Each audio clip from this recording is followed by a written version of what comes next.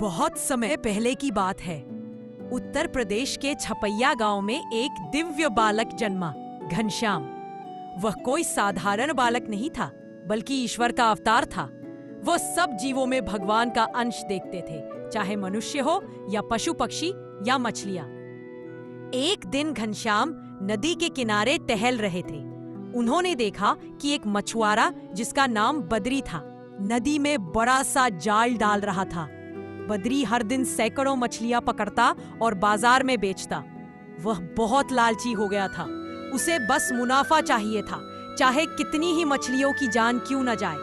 घनश्याम ने उससे पूछा, चाचा, क्या आपको मछलियां पकड़ते हुए दुख नहीं होता? बद्री हंसते हुए बोला, दुख क्यों भला? ये मछलियां तो केवल बेचने की चीज है।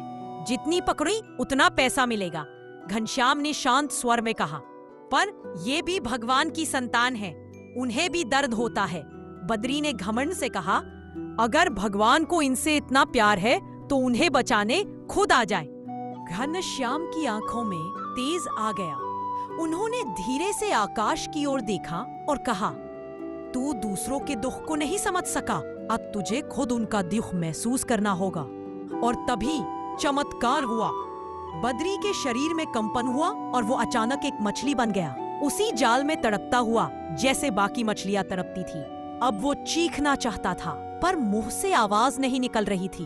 वो समझ गया कि कैसा दर्द होता है जब कोई तुम्हारी जान के लिए जाल डाले। घनश्याम ने थोड़ी देर बाद कहा, अब तुझे समझ आया कि जीवों की पीड़ा क्या होती है? बद्री की आंखों से आंसू बहने लगे। मछली रूत में भी उसके मन में पछतावा था। घनश्याम ने उसे फिर से मनुष्य का रूप दे दिया। बद्री ने घनश्याम के चरणों में गिरकर कहा, हे प्रभु, आपने मेरी आंखें खोल दी।